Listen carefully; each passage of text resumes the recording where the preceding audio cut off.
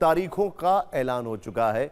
रूपेश आपको सामने फ्रेम में दिखाई दे रहे हैं, हमारी बस के साथ, गेस्ट के साथ और बिहार की जनता के बीच से पहला ऐसा शो जो चुनावी तारीखों के ऐलान के बाद सीधे बिहार की जनता के बीच से सीधे चलते हैं रूपेश के पास, हमारे सहयोगी। Rupesh, over to you. धन्यवाद निशांत जी। और बिहार चुनाव की तारीखों का ऐलान हो चुका है, यानी कि बिहार में जिस चुनावी महाभारत की बात हो रही थी उस चुनावी महाभारत की रणभेरी बच चुकी है। और तमाम सुबह से हमने देखा सभी राजनीतिक पार्टियों के जो प्रदेश कार्यालय हैं, जो प्रदेश के जो दफ्तर है, वहां पर सुबह से ही गहमा गहमी। जब से राजनीतिक नेताओं ने, सियासी कार्यकर्ताओं ने जब से ये सुना कि आज रणभेरी बजने वाली है, तब से जितने सियासी महारथी हैं सब ने अपने अपने रथ पर सवार हो गए। सिंहासनारूढ़ होने के लिए सबसे पहले वो रथ पर सवार हुए। और इसीलिए निशांत जी, सबसे पहले TV9 भारतवर्ष इकलौता ऐसा चैनल है जो खुद एक रथ लेकर के यहाँ पर पहुंचा है। रथ यानी TV9 भारतवर्ष का जो हाईटेक बस है, वो हाईटेक बस लेकर के बिहार की राजधानी पटना में हम पहुंचे हैं, क्योंकि बिहार में चुनाव है। लोग पूछते हैं बिहार में काबा, तो बिहार में चुनाव बा। और इसीलिए बिहार में चुनावी महाभारत में, इस चुनावी महासमर को कवर करने के लिए और इस कुरुक्षेत्र में हम उतरे हैं अपने हाईटेक बस के साथ, अपने रथ के साथ। और हमारे साथ कुछ महारथी भी हैं। तमाम सियासी जो पार्टियां हैं, चाहे वो महागठबंधन हो या फिर NDA हो, दोनों धुरी जो है, उन दोनों धुरियों के जो बड़े बड़े दो धुरंधर हैं, वो हमारे इस रथ पर आरूढ़ हुए हैं। सबसे पहले हम परिचय करा देते हैं। हमारे साथ भारतीय जनता पार्टी की प्रखर नेत्री, विधायक रही हैं, प्रवक्ता हैं, डॉक्टर उषा विद्यार्थी जी। उषा जी, बहुत बहुत स्वागत है आपका। और जनता दल यूनाइटेड के जो प्रदेश के महासचिव हैं रंजीत झा जी। रंजीत झा जी हमारे साथ हैं। रंजीत जी, बहुत बहुत स्वागत है आपका। और प्रखर प्रवक्ता कांग्रेस जो पार्टी है जिसने सबसे पहले बिहार में ना सिर्फ बिहार बंद का ऐलान किया, बिहार में चुनाव आयोग के दफ्तर का घेराव किया, बल्कि उनके सबसे बड़े नेता राहुल गांधी बिहार पहुंचे और एक यात्रा हुई SIR के मुद्दे को लेकर के। और उस पार्टी के यानी कांग्रेस के जो प्रवक्ता हैं राजेश राठौर जी हमारे साथ हैं। कुछ ही देर में हमारे साथ जन सुराज पार्टी की नेता भी यहां पर हमसे जुड़ेंगी। सबसे पहले हम भारतीय जनता पार्टी से शुरू करते हैं। उषा जी, तारीखों का ऐलान हो गया है। आपने कहा था ये बिहार कुरुक्षेत्र बनेगा, यहाँ से घुसपैठियों को भगाना है, और ये चुनाव घुसपैठियों को भगाने या फिर घुसपैठियों को बचाने का चुनाव है। लेकिन SIR में ना तो आपने जवाब दिया, ना तो मैं SIR से इसलिए शुरुआत कर रहा हूँ क्योंकि बिहार के चुनावी महासमर की शुरुआत ही SIR से हुई है। तो क्या घुसपैठिए मिले? चुनाव आयोग की तरफ से भी अभी तक ये स्पष्ट नहीं हुआ कि कितने विदेशी घुसपैठिए बिहार में मिले। और आप और आपके शीर्षस्थ नेताओं ने सबने ये कहा कि ये बिहार को घुसपैठियों से बचाने का चुनाव है।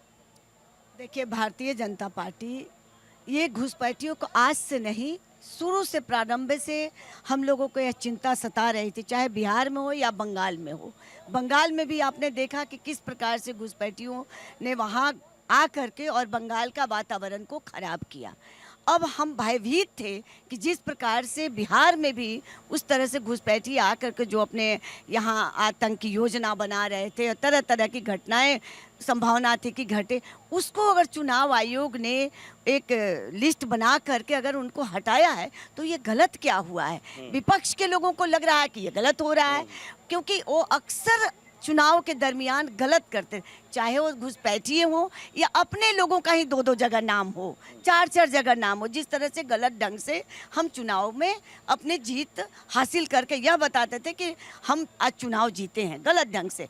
अब ये चुनाव आयोग एक नए प्रयोग किया है जिससे कि बिहार में जितने बाहर के लोग हैं जो अस्थायी नहीं है उनको निकाला है। ये बहुत अच्छी बात है। इस शब्द से इत्तेफाक रखती है रंजीत जी?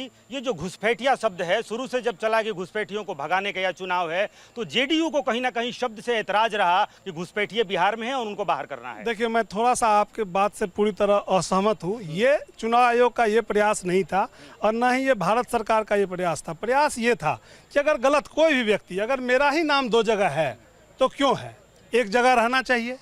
अगर कोई व्यक्ति हैं जो बिहार से बाहर शिफ्ट कर गए हैं, माइग्रेट हो गए, उनका गांव में भी नाम है, वहाँ भी नाम है, वो वोट डालने नहीं आते हैं। बहुत सारे ऐसे लोग हैं, मैं जानता हूँ कि बहुत सारे ऐसे लोग थे जिनकी 2006 में 2009 में मृत्यु हो गई थी, लेकिन उनका भी नाम वोटर लिस्ट में था। उनके परिजनों ने कई बार दिया भी आप था। कह रहे हैं कि ये लेकिन घुसपैठियों ये को भगाने या प्रयास ये- बचाने का चुनाव नहीं है। देखिए, एसआईआर घुसपैठियों को भगाने या बचाने का नहीं देखिए था। घुसपैठिए को तो जो घुसपैठिए हैं, जो बिहार में बाहर से लोग आके यहाँ की व्यवस्था को प्रभावित कर रहे हैं, तो निश्चित रूप से उनका कैसे आप पता करेंगे। अभी ये पहली प्रक्रिया थी कि चुनाव आयोग ने यहाँ एक नाम जो ऐसा नहीं, आपने कहा कैसे पता करेंगे। राजेश राठौर जी, कांग्रेस के प्रवक्ता हैं, 1 मिनट। कांग्रेस कैसे पता करेंगे, आपको कैसे पता चला जैसे ही प्रक्रिया शुरू हुई, आपको कैसे पता चला कि भारतीय जनता पार्टी के इशारे पर या सत्ताधारी पार्टियों के इशारे पर चुनाव आयोग बहुत गलत कारनामे करने जा रहा है बिहार में, क्योंकि शुरू से यही कहा गया। देखिए, जब भी हम चुनाव आयोग से सवाल किए, चुनाव आयोग कभी सीधा जवाब नहीं दिया। चुनाव आयोग के प्रवक्ता के रूप में भारतीय जनता पार्टी के नेता जवाब देते रहे। एसआईआर से किसी को आपत्ति नहीं होना ही चाहिए। अच्छा, एसआईआर की प्रक्रिया जल्दबाजी, ये मेरा आरोप था, जो आज भी जायज है कि जल्दबाजी में किए नहीं, आपने तो कहा बंद करो एसआईआर, बंद करो। आपके नेता ने नारा लगाया एसआईआर बंद करो। एसआईआर जल्दबाजी में है, उसके लिए समय चाहिए। अब नतीजा क्या निकला कि आज भी देखें कि जमुई में एक परिवार में एक मकान नंबर पर 1,000 वोट है, तो जल्दबाजी का निर्णय है। अब प्रधानमंत्री जी कूद जाते हैं, भारतीय जनता पार्टी के प्रवक्ता कूदते हैं तो चलेगा। अच्छा, आपकी थोड़ी सी मदद करते हैं राजेश राठौर जी, आपकी थोड़ी सी मदद करते हैं आरजेडी कार्यालय से, चूंकि आरजेडी के का भी प्रतिनिधित्व होना चाहिए। आरजेडी दफ्तर से हमारे सहयोगी आकाश वत्स हैं। आकाश, सीधे आपके पास पहुंचते हैं। आरजेडी दफ्तर में क्या माहौल है, आरजेडी के नेता कार्यकर्ता, क्योंकि हमने देखा कि टिकटार्थियों की भी भीड़ है, कार्यकर्ता बहुत उत्साहित हैं। जब से ये प्रक्रिया शुरू हुई चुनाव की घोषणा के पहले से ही, जब बिहार में बिहार बंद का आह्वान किया गया, या उसके पहले जब राहुल और तेजस्वी एक साथ पूरे बिहार की उन्होंने यात्रा की 25 जिलों की, उस समय भी आरजेडी के कार्यकर्ताओं ने बढ़ चढ़कर हिस्सा लिया। इस वक्त क्या माहौल है आरजेडी दफ्तर में और क्या कह रहे हैं आरजेडी के नेता और कार्यकर्ता? आकाश,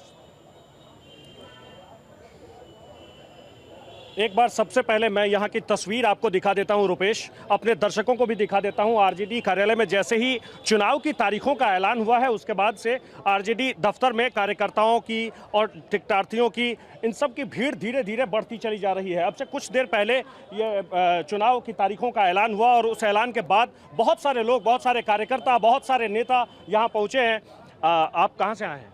ये हम लोग तो सीतामढ़ी से। आप लोग सीतामढ़ी से आए हैं। चुनाव की तारीखों का ऐलान हो गया है, स्वागत है। और आप लोगों की अपनी जो तैयारी है, क्या आप भी टिकट चाहते हैं?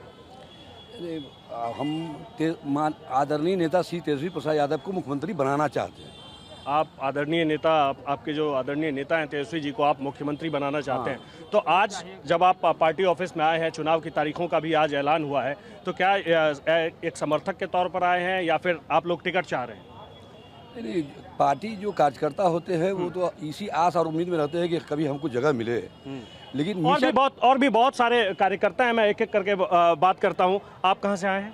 सुरसंड विधानसभा, सीतामढ़ी जिला। आप सुरसंड से आए हैं। आप भी समर्थक हैं? जी जी। टिकट, आप भी टिकट चाह रहे हैं? ऐसे लोग हैं यहाँ टिकटार्थी हैं जो टिकट लेने के लिए? जो वर्कर होगा पार्टी का, जो डिवोटेड लोग होंगे, वो चाहेंगे कि हमको टिकट मिले। तो यहाँ ज़्यादातर जो लोग हैं वो टिकटार्थी हैं और उनके साथ पार्टी के समर्थक भी हैं। मैं एक एक करके बात करने की कोशिश करता हूँ। और भी बहुत सारे यहाँ कार्यकर्ता, बहुत सारे नेता हैं। आप लोग कहाँ से आए हैं?